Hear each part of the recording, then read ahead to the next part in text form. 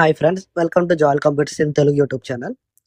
ఈరోజు టాపిక్ వచ్చినప్పటికి మనం రెగ్యులర్‌గా ఇప్పుడు ఈ మధ్య కాలంలో వింటున్నది ఎస్ఏఆర్ సర్వే అని మనం ఒకటి వింటున్నాం.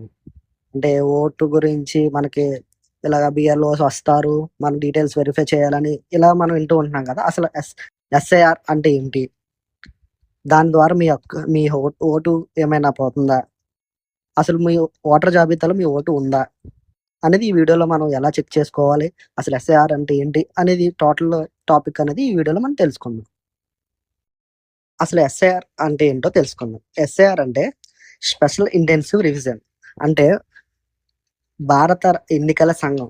భారత ఎన్నికల సంఘం అంటే ఎలక్షన్ కమిషన్ ఆఫ్ ఇండియా నిర్వహించే ఓటర్ జాబితా ప్రత్యేక సవరణని మనం ఎస్ఐఆర్ అంటాం. అంటే స్పెషల్ ఇంటెన్సివ్ రివిజన్ అంటాం. ఇప్పుడు ఎస్ఐఆర్‌లో ఏం జరుగుతుందంటే ఇంటింటికి బిఎల్ఓస్ వస్తారు. బిఎల్ఓస్ అంటే బూత్ లెవెల్ ఆఫీసర్స్ అనేది వస్తారనమాట. వాళ్ళు వచ్చి ఏంటంటే మన వివరాలని సేకరిస్తారు. అంటే మన ఫ్యామిలీస్‌లో ఎంతమందున్నారు? వారికి అర్హులైన వారు ఓటుకి అర్హులైన వారు ఎంతమంది? ఇవన్నీ మన డేటా అనేది తీసుకొని అవసరమైతే పేరు చేర్చడం, లేకపోతే తొలగించడం, సవరణ కోసం దరఖాస్తు చేయడం ఇవన్నీ కూడా ఈ బూత్ లెవెల్ ఆఫీసర్స్ అనేవి చేస్తారనమాట. ఈ ఎస్ఐఆర్ యొక్క ప్రధాన ఉద్దేశ్యం ఏంటంటే అర్హులైన ఓటర్ల పేర్లు జాబితాలో ఉండేలా చూడడం. అంటే ఎవరైతే అర్హులున్నారో ఒకవేళ లాస్ట్ ఎన్నికల్లో ఓటైన వారికి ఇప్పుడు ఈ ఇయర్ ఇప్పుడు ఏదైతే మనకి 2026లో జరగబోయే ఎలక్షన్‌కి ఓటేయడానికి కొంతమందికి 18 ఇయర్స్ నిండుంటాయి కదండీ! ఆ 18 ఇయర్స్ నిండున్న వారికి ఇప్పుడు ఓటొచ్చేలాగా చూడటం. దాని తర్వాత ఓటర్ వివరాల్లో కొంతమందికి మిస్టేక్స్ ఉంటాయి. అంటే కాన్స్టిట్యూషన్ గాని, అడ్రెస్ గాని, బూత్ వివరాలు గాని, ఇలా ఏవైతే తప్పులున్నాయో ఇవన్నీ సరిచేయడం. తర్వాత మరణించిన వారి ఓట్లు తొలగించడం. లేకపోతే డూప్లికేట్ లేదా వేరే చోటకి మారిపోయిన వారి పేర్లు ఈ యొ ఇంకా ఏదైతే కాన్స్టిట్యూషన్ ఉందో, ఈ కాన్స్టిట్యూషన్ నుంచి వాళ్ళు మారిపోయారనుకోండి. ఆ కాన్స్టిట్యూషన్‌కి ఇక్కడ ఏదైతే ఉందో ఓటు, ఈ ఓటుని తీసేసి అక్కడ ఏదైతే వాళ్ళు నివసించే గ్రామం గాని, విలేజ్ ఉంటది కదా! అక్కడికి ఆ ఓటుని చేర్చడం. ఇలాంటివి చేస్తారనమాట. దీని యొక్క ప్రధాన ఉద్దేశ్యం ఇది. ఈ ఎస్ఐఆర్ సమయంలో మీ పేరు ఓటర్ జాబితాలో సరిగ్గా ఉందో లేదో చెక్ చేయకపోతే ఎన్నికల టైంలో అంటే ఎలక్షన్ టైం సమయంలో మనం ఓటు వేసేటప్పుడు మనం కొన్ని ఇబ్బందులు ఎదుర్కొంటామనమాట. ఆ ఓటు మన డీటెయిల్స్ గాని లేకపోతే మనకు ఇందాక చెప్పినట్టుగా వివరాల్లో ఏమైనా తప్పున్నా, ఆ ఓటు అర్హత ఉందా లేదా అనేది ఇవన్నిటిలో కూడా మనం కొన్ని ఇబ్బందులు ఎదుర్కోవాల్సొస్తది. అందు గురించి ప్రతి ఓటర్ కూడా తన వివరాలను ధృవీకరించుకోవాలి. ఈ బిఎల్ఓకి మనం సపోర్ట్ అనేది చేయాలి. వాళ్ళొచ్చినప్పుడు మన డీటెయిల్స్ అన్నీ కరెక్ట్‌గా ఇచ్చి వాళ్ళకి సహకరించాలనమాట. ఇది ఫ్రెండ్స్ ఎస్ఏఆర్ అంటే దాని యొక్క మీనింగు, దాని యొక్క ముఖ్య ఉద్దేశం, దాని యొక్క అర్థం తెలుసుకున్నారు కదా! అసలిప్పుడు ఓటర్ జాబితాలో మన పేరనేది ఉందా లేదా? ఆన్‌లైన్‌లో ఎలా చెక్ చేసుకోవాలనేది ఇప్పుడు చూద్దాం. మొదటగా మనం ఏదో ఒక బ్రౌజర్‌ని ఓపెన్ చేద్దాం. ఓపెన్ చేసినప్పుడు మనం సెర్చ్‌లో ఈసీఐఎన్ఈటీ అని సెర్చ్ చేయాలనమాట. మీకు ఈ లింక్ కావాలంటే నేను డిస్క్రిప్షన్‌లో కూడా ప్రొవైడ్ చేస్తాను. సెర్చ్ చేసిన తర్వాత మనకిక్కడ పైకి స్క్రోల్ చేస్తే సిటిజన్ సర్వీస్ పోర్టల్ అని ఉంది కదా! వాటర్ సిటిజన్ సర్వీస్ పోర్టల్ అనమాట ఇది.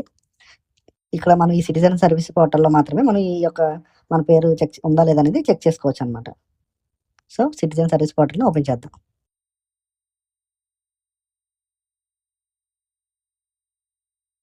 ఇలా ఓపెన్ అవుతుంది కదా! ఇలా ఓపెన్ అయిన తర్వాత మనం కింద స్క్రోల్ చేస్తే ఇక్కడ search your name in voter list అని ఉంది కదా! అంటే ఇందులో మనం search your name in voter list, తర్వాత మనం పోలింగ్ డీటెయిల్స్, మన ఎంపీ గాని, ఎమ్మెల్యే గాని డీటెయిల్స్ ఇవన్నీ కూడా మనం ఇందులో చెక్ చేసుకోవచ్చనమాట. So, search your name in voter list దీన్ని ఓపెన్ చేద్దాం. ఓపెన్ చేసిన తర్వాత మనకి ఇలా ఓపెన్ అవుతది. ఇందులో ఫస్ట్ మనం ఏం చేయాలి? మన నేమ్ వాటర్ లిస్ట్‌లో ఉందా లేదా చెక్ చేయాలి. So, search your name in voter list.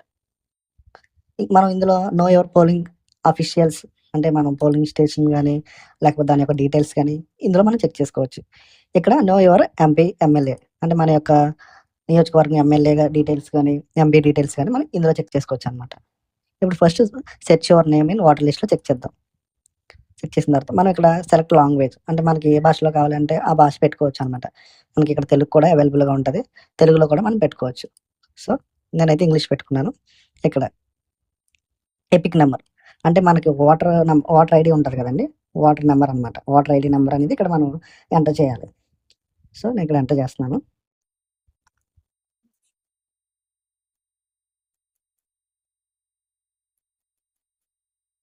Voter ID enter చేసిన తర్వాత స్టేట్ మనం ఏదైతే స్టేట్‌లో ఉన్నామో ఆ స్టేట్ మనకి సెలెక్ట్ చేసుకోవాలనమాట. సో, నాది ఆంధ్రప్రదేశ్ కాబట్టి నేను ఆంధ్రప్రదేశ్ సెలెక్ట్ చేశాను. ఇక్కడ ఎంటర్ క్యాప్చా పక్కన ఏదైతే ఉందో ఆ క్యాప్చాని ఇక్కడ ఎంటర్ చేయాలి. సో, క్యాప్చా ఎంటర్ చేయాలి. 3, 4, 3, 7, 8. సో, ఇవన్నీ ఎంటర్ చేసిన తర్వాత ఇక్కడ సెర్చ్ అని మనం క్లిక్ చేస్తే మన డీటెయిల్స్ అనేవి వస్తాయన్నమాట. సెర్చ్.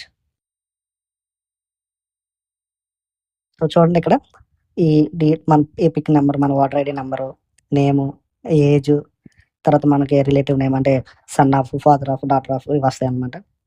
తర్వాత స్టేటు, డిస్ట్రిక్కు, అసెంబ్లీ కాన్స్టిట్యూషను, మనకి మనం ఏదైతే బూత్ పోలింగ్ స్టేషన్ ఎక్కడ ఉందనేది మనకి ఇక్కడ అడ్రస్ చూపిస్తదనమాట. ఇప్పుడు మన విలేజ్‌లో మనకి లొకేషన్ ఎక్కడ మనం ఓటేసేది అనేది ఇక్కడ చూపిస్తది.